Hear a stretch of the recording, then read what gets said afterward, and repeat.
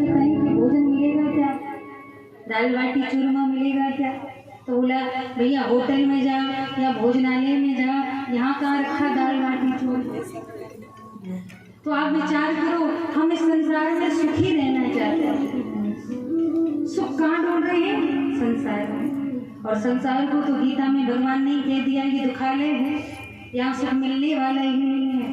अगर सुख चाहते हो तो दुखालय से आशा मत करो, अगर सुख चाहते हो तो आनंद सिंधु से आशा करो।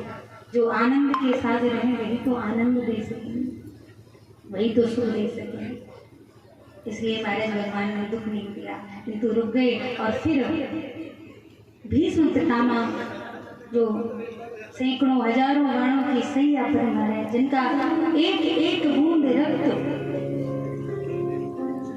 शरीर से गिर चुका है, प्रतीक्षा कर रहे हैं कि भगवान आएंगे तो प्राण त्यागी।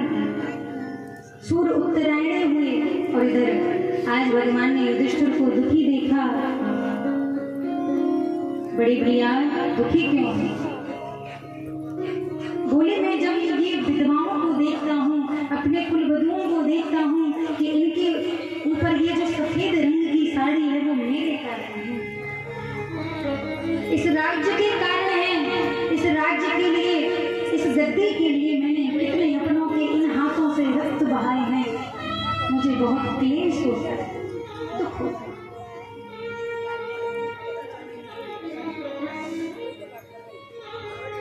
भगवान ने समझाया कि केशव भैया, बड़े भैया, ये तो धर्म युद्ध था।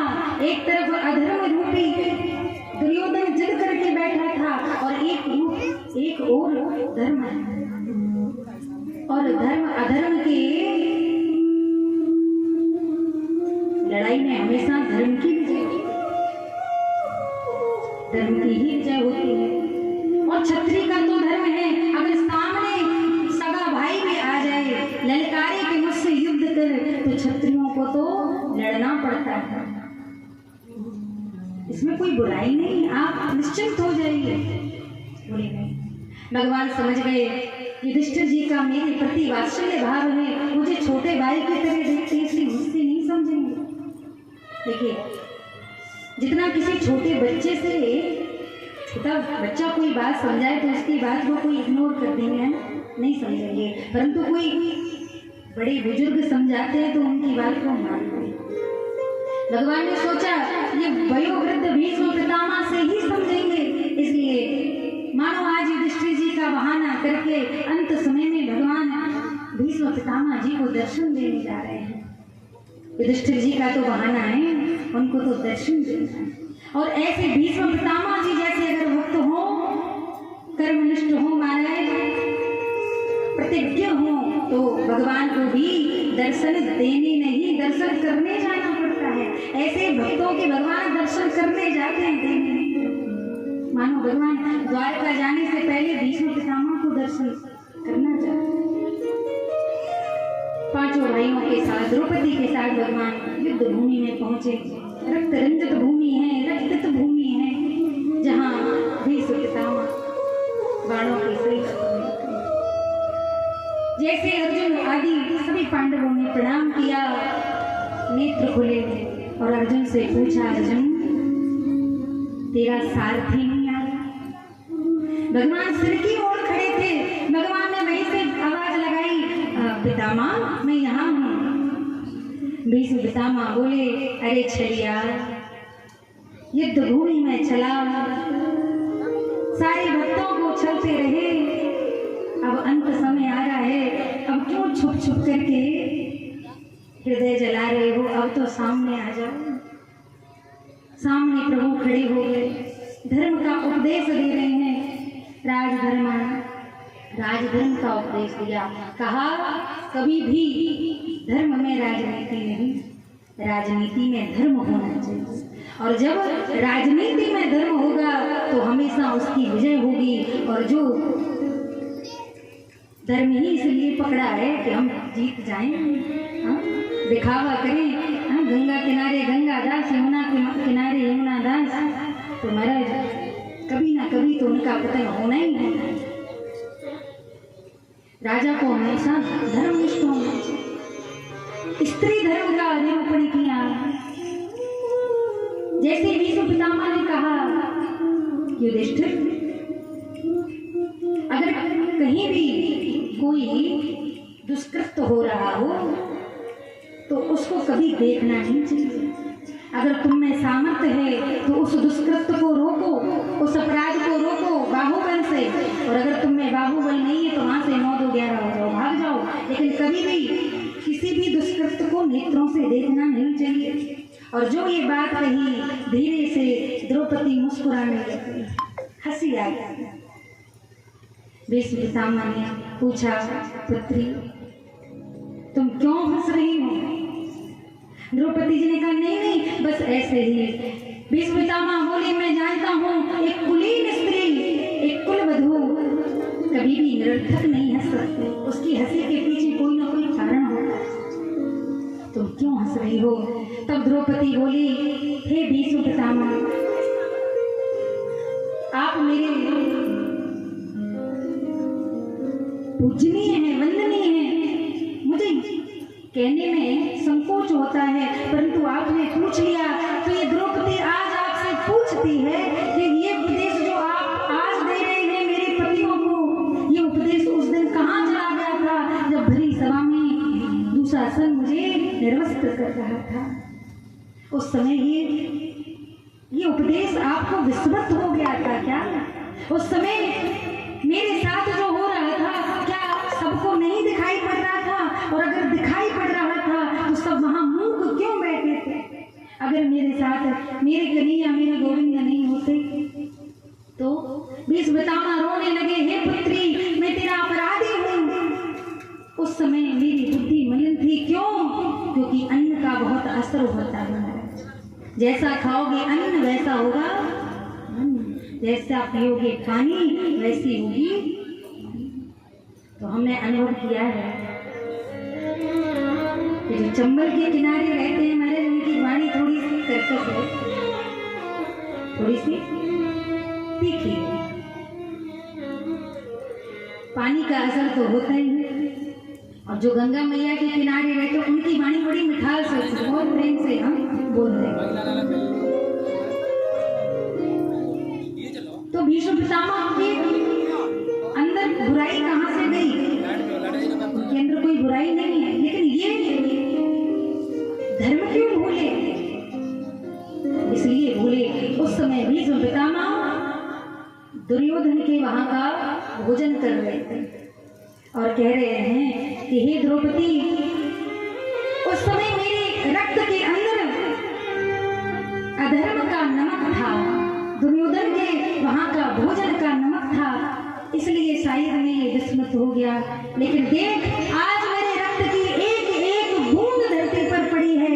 आज मेरे शरीर में वो रक्त बिल्कुल भी नहीं है, उसका नमक नहीं है। इसलिए आज ये गंगा पुत्र भीष्म तुमसे क्षमा मांगता है। पुत्री मुझे क्षमा करो। द्रौपदी कह रही है, मेरा ये भाव नहीं था। इस प्रकार बहुत सुंदर संवाद हुआ। आज भगवान से कहते हैं, प्रभु आप आ ही गए हो, उत्तरायणी शुरू हो गए हैं, बहुत सुंदर समय है, तो क्यों ना आप तब तक खड़ी रही जब तक मैं प्राण को ना त्याग। अब तो भगवान उदास हो गए। क्यों हो गए? क्योंकि भीष्म पितामह को इच्छा मृत्यु का वरदान है। अब देखिए, मरना तो कोई नहीं चाहता, कोई चाहता है कि मर जाए? अब दुख आने पर कहे भले से ले लो, क्यों हम मरते क्यों नहीं है? लेकिन जैसे ही तबीयत ही बिगड़ जाए हमारे तो घबराहट हो जाती है कि अब क्या करें। ऐसे एक बुढ़िया के हमने आज सुनी, ऊपर रिटाई करते रहते हैं तो थोड़ी बहुत इधर उधर की सुनते रहते हैं। माताएं कह रही कि अपनी मतलब की कथा नहीं, मतलब अपने मतलब की क्या है कि सास बहू सस्पेंस सुना दो तो अपने मतलब की कथा है। कुछ विद्वत्ता का ज्ञान सुना दो तो भैया ये तो पढ़ लेना पड़ रहा है, ये तो ऊपर से क्या है। तो अब ध्यान से सुन लो कि एक बुढ़िया थी, हमारे एक ही बहू घर में थी। इतनी आस लगाई, बहू आवेगी, मैं पोता खिलाऊंगी, बहू मेरी सेवा करेगी, मुझे भोजन बना के देगी। और 4-5 कन्याओं का कन्यादान करने के बाद एक बहू आई, लेकिन महाराज बहू रानी ऐसी आई कि उल्टा सासू मैया से सेवा करवा रही। आजकल थोड़ा फैशन भी है, समय का प्रभाव। अब तो बुढ़िया बड़ी दुखी। अब देखिए, जो व्यक्ति दुखी होता है ना वो क्रोधी हो जाता है। जो थोड़ा दुखी होता है ना वो थोड़ा सा क्रोधी हो जाता है, इसलिए वो बात पर क्रोध करती थी। और जैसे ही दीपावली का समय आया, साफ सफाई करके महाराज कचड़ी का बड़ा सा तस्तल आदि उसने भर लिया। अब उससे उठाया ना जाए, अब ना उठाया जाए तो क्रोध में तो थी ही, पोता भी नहीं हो रहा था। 4-5 साल हो गए थे विवाह को बहू के, लेकिन पोता भी नहीं था। अब तो झल्लाने लगी, कहने लगी, हे भगवान, सबको मौत आती है, मुझे क्यों नहीं आती? मेरी तो ना घर में कोई सुनता और ना ही यमराज सुनते, मेरी तो यमराज भी नहीं सुनते। उसी समय यमराज जी वहां से जा रहे थे किसी को लेने के लिए। अब यमराज जी ने जैसे ही सुना कि कोई हमें पुकार रहा है, कोई हमें याद कर रहा है, तो यमराज जी पहुंच गए। बोलो भैया, क्या काम है, तुमने याद किया? बुढ़िया घबराई, ये काला काला भैंसे पे सवार कौन है? अरे भैया कौन है आप श्री? बोले यम है हम। बोले यम? किसी नाटक नौटंकी में लीला करने तो नहीं जा रहे? बोले नहीं, ये हमारा भैंसा है, हमारी दूध हम यहाँ है। बोले यहाँ क्यों आए हो? आप काफी यहाँ क्यों आए हो? बोले तुमने तो पुकारा है कि मेरी तो यमराज भी नहीं सुनते। लो सुन ली, अब बताओ क्या काम? बोले महाराज मुझे कोई काम नहीं है, आपने गलत सुन ली, कोई और बुला रहा होगा। अब आप आ ही गए हो तो ये तस्तर मेरे सर पर नहीं रखा जा रहा, तो ये तस्तर उठवा जाओ और अपने राम जहाँ जा रहे थे। बोले राधे राधे। तो कहने का भाव है, भले कोई कितना कहे, मृत्यु से वह सबको लगता है। मरना कोई नहीं चाहता। भगवान सोच रहे पता नहीं कब तक की ड्यूटी लगा दी, हमारे सामने खड़े रहो। अब क्या हम यहीं खड़े रहेंगे? कब से युद्ध चल रहा है, हम यही हैं। द्वारका नहीं गए, अपने बाल बच्चों को भी तो देखे, अपनी पत्नियों को भी तो देखे, कितने दिन यही रहे। और जैसे भगवान ने मुंह लटकाया, बीच बचावाली ने टोक दिया, ऐसे मुंह लटका करके क्यों खड़े हो, मुस्कुराओ। और जैसे भगवान की मंद मंद मुस्कान की माधुरी का दर्शन किया, आज भीष्म पितामह जी ने बहुत सुंदर स्तुति करी।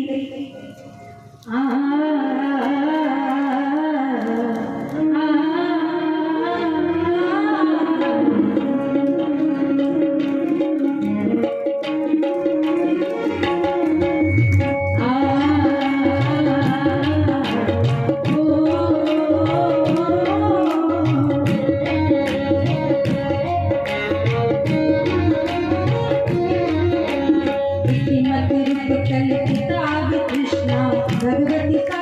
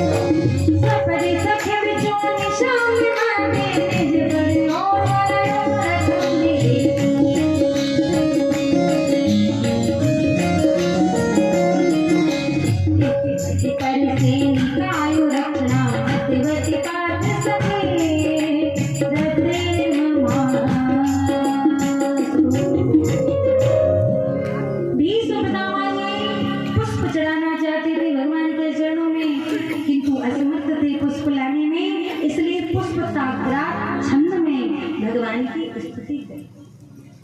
अर्थात इतिपति रूपकल पिता कृष्णा, प्रभु मैं मरने से पहले कन्यादान करना चाहता हूँ। भगवान बोले, हे भीष्म पितामह, आपने तो विवाह नहीं किया, आपकी पुत्री कहाँ से हो गई? किस कन्या का दान करना चाहते हो? बोले महाराज, कन्यादान परम आवश्यक है, क्योंकि हमने बताया ना, कन्या जिनके घर में होती है तो पुण्य होता रहता है। एक कन्या का दान एक यज्ञ के बराबर होता है। तो महाराज जीवन में एक कन्या का दान तो अवश्य करना चाहिए। कन्या, अब हम आजकल कुछ नया ट्रेंड सुन रहे हैं कि एक पिता ने भी पोस्ट डाली कि मैं अपनी कन्या का दान नहीं करूंगा, मेरी कन्या कोई वस्तु नहीं है। अरे भैया, हम तो कौन कह रहा है कि वस्तु है कन्या? लेकिन कन्या लक्ष्मी है, कन्या सरस्वती है, कन्या अन्नपूर्णा है। और बड़े सौभाग्य की बात होती है कि किसी को ये तीनों प्रदान करना और प्राप्त करने वाले को भी घमंड में नहीं रहना चाहिए। विचार करो, कन्या लेने वाला ज्यादा बड़ा है कि कन्या देने वाला। आप जानते हैं, जब जानकी जी की विदा हो रही थी, जनक जी हाथ जोड़ करके दशरथ जी के सामने खड़े थे। महाराज, आपकी आवभगत में कोई त्रुटि हो तो क्षमा करना। बारंबार प्रणाम कर रहे थे। बोले, ये आप क्या कर रहे हो? आपको नतमस्तक होने की जरूरत नहीं है। प्रणाम तो हमें करना चाहिए, आभार तो हमें व्यक्त करना चाहिए। जनक जी आभार व्यक्त कर रहे थे कि आपने मेरी कन्या को अपनी वधू के योग्य समझा। लेकिन दशरथ जी ने क्या कहा, हे जनक जी, आप आभार व्यक्त मत करिए, आभार तो हमें व्यक्त करना चाहिए। क्यों? क्योंकि देने वाला बड़ा होता है, लेने वाला तो छोटा होता है। हमें आपका आभारी होना है, आपको नहीं होना। ऐसे विचार समधि, हमने कहा ना, सौदागर ने समधि जिनके ढेर समान है वही समधि। और देखिए दोनों तरफ का सामंजस्य देखिए। लड़की देने के बाद जब लड़की घर आई, महाराज जानकी मैया घर आई, उनके साथ उनकी बहनें जो भरत शत्रुघ्न लखनलाल को ब्याही थी, वो जब घर में आई और उनकी सासुएं जब उनको देखी तो ऐसे ही वात्सल्य से भर गई जैसे राम लखन और भरत शत्रुघ्न को देख करके वात्सल्य से भर जाते हैं। एकदम पुत्री की तरह उनसे लाड़ लड़ा रहे हैं। बाबा तुलसीदास जी कह रहे हैं, बधू